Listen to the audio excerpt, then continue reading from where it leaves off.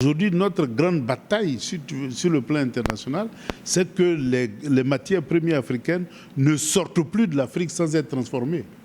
Mais si cette bataille-là est gagnée, parce que le monde est en train de changer, que nous sommes présents, que nous posons les problèmes et que c'est adopté, mais on n'a que 10 ans pour que l'Afrique sorte du sous-développement, puisqu'il y aura des usines partout, et puisqu'ils ne pourront pas prendre nos matières premières brutes et puis aller chez eux, ils seront obligés de transformer.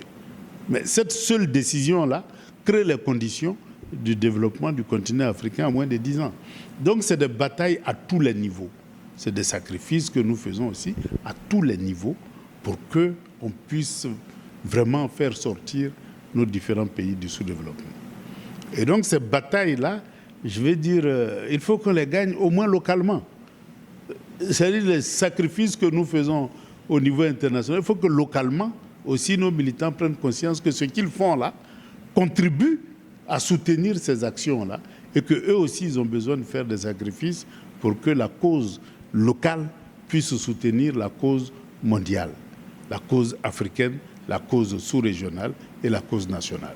C'est comme ça que chacun va se sentir utile dans ce grand édifice-là qui est en train de se construire à travers le monde. Donc, autour de vous, essayez de convaincre chacun pour que chacun fasse le minimum de sacrifices pour cette cause nationale et internationale. C'est lorsque vous aurez les arguments pour les convaincre qu'ils seront prêts à faire des sacrifices ou à ne plus se cacher ou à être solidaires de la lutte que nous sommes en train de mener. Vous faites des sacrifices parce que vous êtes convaincus. Vous vous levez, vous vous sacrifiez parce que vous êtes convaincus. Mais imaginez-vous que beaucoup de monde soit convaincu, mais chacun va faire ce même sacrifice-là. On a besoin aujourd'hui que des gens fassent beaucoup de sacrifices pour une cause commune. Mais pour qu'ils le fassent, il faut qu'ils aient la même conviction que vous. Donc partagez votre conviction, vous verrez que le sacrifice sera beaucoup plus aisé. Et c'est pour ça que je dis faites preuve d'imagination, mais faites preuve aussi de conviction à partager pour qu'on puisse se donner les moyens de notre victoire. Parce que le moyen le plus important, c'est la conviction. Un homme convaincu est prêt à tous les sacrifices, y compris même le sacrifice de sa vie. À plus forte raison, le sacrifice des moyens, du peu de moyens dont il dispose, mais il est prêt à mettre ça dans la lutte pour que les choses avancent. Parce qu'il est convaincu que son avenir, l'avenir de ses enfants, l'avenir de son pays et l'avenir de ce monde-là dépend du sacrifice qu'il est en train de faire. Mais s'il n'a aucune raison de le faire, évidemment, il va vous inventer tous les moyens. Oui, on me réprime. Mais nous tous, on est réprimés. Voilà. Mais c'est la conviction que nous avons derrière ce que nous faisons là qui fait qu'aujourd'hui, on est devant. Sinon, moi, là, il suffit que j'aille dire à Ouattara, bon, moi, je ne veux plus faire ces conneries-là, donne-moi une place. Mais tout le suite, il va me donner en applaudissant. Mais je gagne quoi pour mon peuple? Je gagne quoi pour l'Afrique? Avec des gens qui ne veulent pas que l'Afrique se développe. Donc c'est la conviction qui fait que beaucoup d'entre nous ne se prostituent pas, entre guillemets, auprès de ces régimes-là, parce que nous sommes convaincus que l'avenir est meilleur par rapport à ce qu'ils nous servent aujourd'hui. Des gens qui ont vendu et qui sont prêts à vendre toutes les richesses du pays. Toutes les richesses du pays. Mais quand j'ai vu le budget de 2025, j'allais pleurer. On nous affiche des chiffres énormes, 15 000 milliards de budget, mais 60%, c'est dans 40% de ce budget-là, c'est à crédit. Donc ça veut dire que c'est dans vos poches qu'ils vont venir chercher ce crédit-là. Et même s'ils vont chercher à l'extérieur, c'est dans vos poches qu'ils vont venir chercher le remboursement de ce crédit-là. Et le pétrole va augmenter, l'électricité va augmenter, l'eau va augmenter, le téléphone va augmenter, le vivrier va augmenter, tout va augmenter, le logement, tout va augmenter pour qu'on puisse faire face à ces charges-là. Et donc, eux, bon, c'est facile pour eux d'inventer des chiffres, mais c'est d'autant plus difficile pour la population de se sacrifier de jour en jour pour faire face à ces chiffres énormes.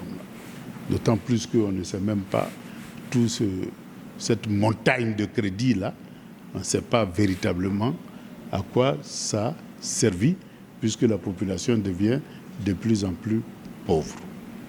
Donc voilà un peu les défis que nous avons à relever.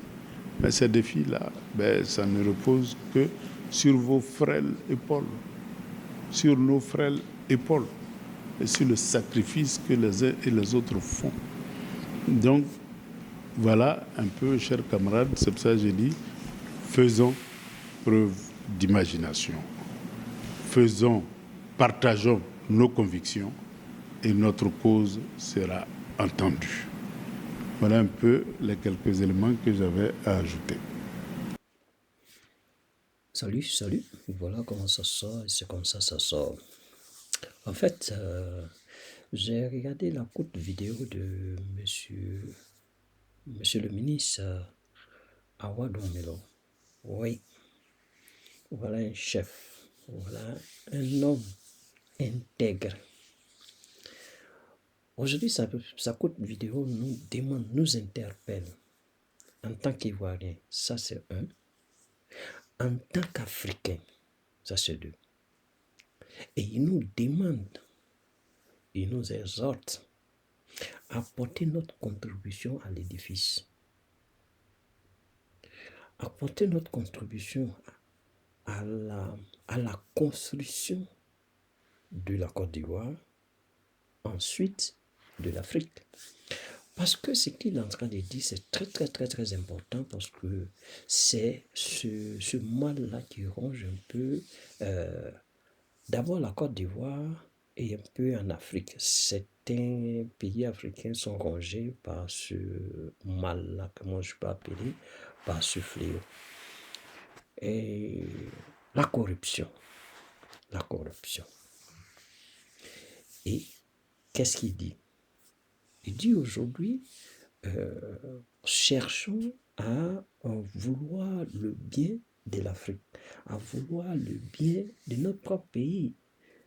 Et tout apport, tout ce que nous allons apporter, surtout si c'est basé sur une conviction pour une Afrique meilleure, si on est vraiment convaincu de ça, nous pouvons bâtir une Afrique vraiment solide. Dans 10 ans, on aura une Afrique vraiment développée et que nous tous, nous allons en bénéficier. Surtout, nos enfants, nos arrière-enfants vont en bénéficier. Donc, c'est ce qu'il cherche à nous faire comprendre. Mais quand il parle de la corruption, il fait un clin d'œil en tout ce qui se passe en Côte d'Ivoire. Est-ce que vous avez vu un peu? On est tous corrompus. Regardez par exemple, ce monsieur, il y a longtemps il est là. Il y a longtemps il occupe des postes. C'est pas parce qu'il manque d'argent. Mais quand en 2011, où il a vu que, pas qu'il a vu, mais il est arrivé que la Côte d'Ivoire était vraiment dans la crise totale et puis il n'était plus dans les fonctions de l'État. Il a préféré prendre ses clics et claques, aller en exil. En exil, il n'a pas chômé le monsieur, il n'a pas chômé. Le monsieur n'a pas chômé. À voir ce monsieur, regardez très bien, il est vraiment diplômé. Quand on dit vraiment diplômé, il est, il est chercheur en mathématiques, je pense bien, comment on appelle mathématiques, quoi, mécanique, quelque chose comme ça. Et il a des brevets par-ci, par-là. Donc, je vais dire quoi par là? Je vais dire que c'est un monsieur qui n'a pas cédé à la tentation. Il n'a pas cédé à la corruption. En tant quand on prend les autres Regardez par exemple Monsieur Paul Yaoundé, incorrompu, incorrompu. Il a eu à résister en 2011 pour pouvoir dire le droit. Mais quand il lui a envoyé des millions, on lui a proposé des millions, il s'est dédié. Il s'est dédié en disant que j'ai été, comment on appelle ça, par le diable, j'ai été trahi par le diable ou bien quelque chose comme ça par le diable. Donc, c'est pas bon, il appelle diable. C'est par exemple tous ceux qui œuvraient pour la démocratie, c'est ceux-là qu'il appelle le diable. Bon, on laisse tomber ce monsieur parce qu'il n'est pas digne d'être ivoirien. Il n'est pas digne d'être ivoirien. Il n'est pas digne de ce titre qu'on lui a donné. Il n'est pas digne. Être président d'une constitution, être président de la Cour constitutionnelle, ça veut dire quelque part que tu as une très grande lourde responsabilité de pouvoir dire le droit. Dire le droit. Et ça n'a pas été fait. Par l'envie d'avoir suffisamment d'argent pour ne pas mourir de faim demain, avec tous les diplômes que lui qu'il a eu, il a travaillé sur Oufoué, sur Bédier, et ensuite sur Gbagbo.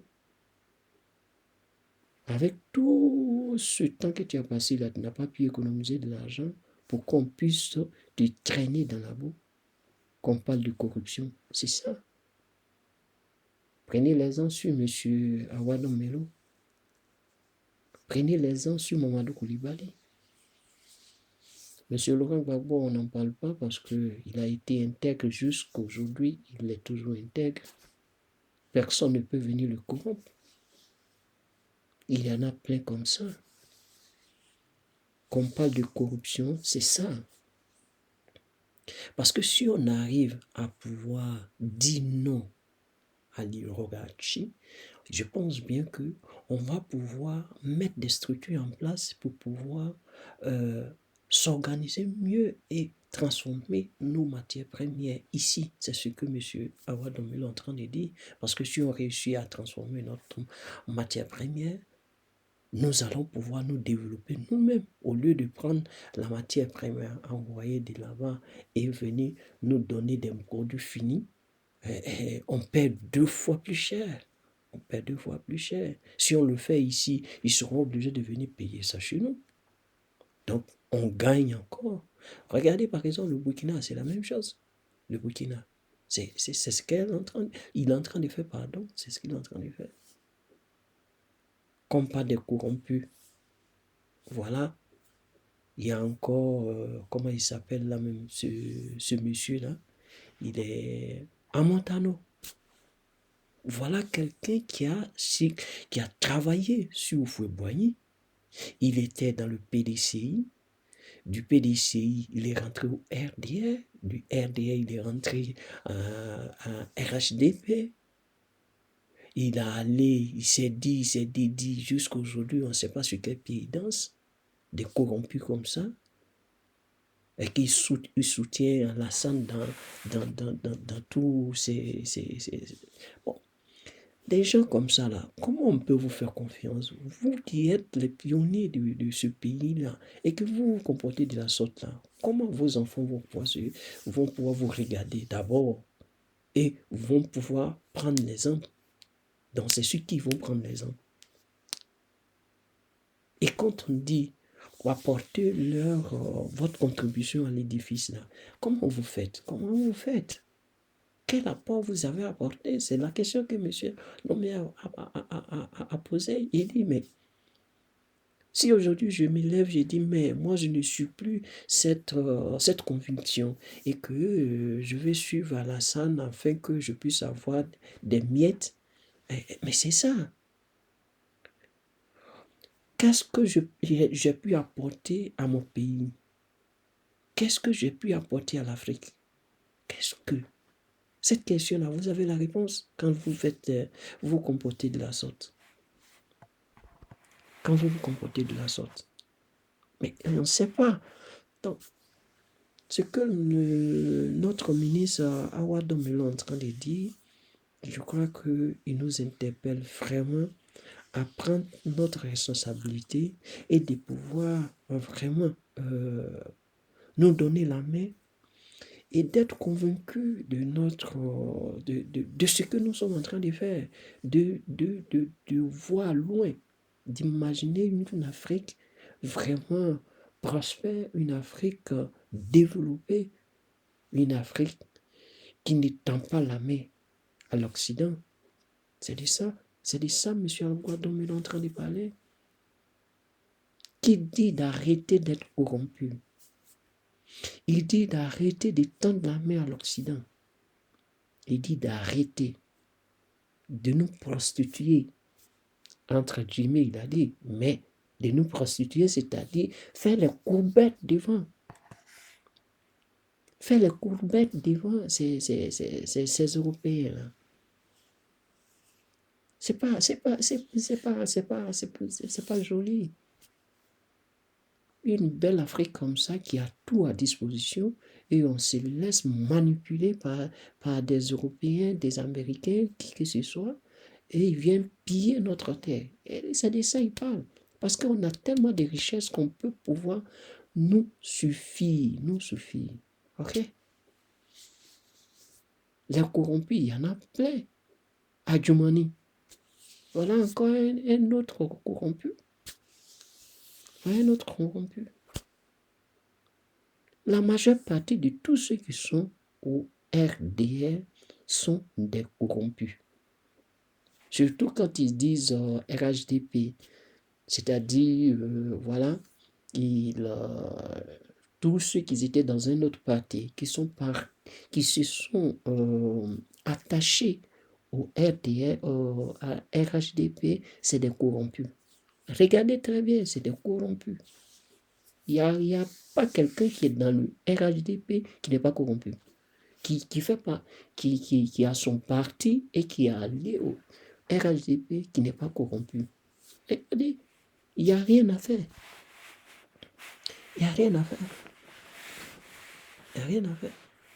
Donc, tout ce qu'on est en train de dire, c'est pour faire comprendre que comment on appelle ça, le RDR est un parti, comment je peux appeler ça, est un parti, pas sanguinaire, mais un parti vampire, je peux appeler, parce que c'est pas un parti qui pense au peuple. C'est pas un parti qui a l'intention d'aider le peuple. On le voit.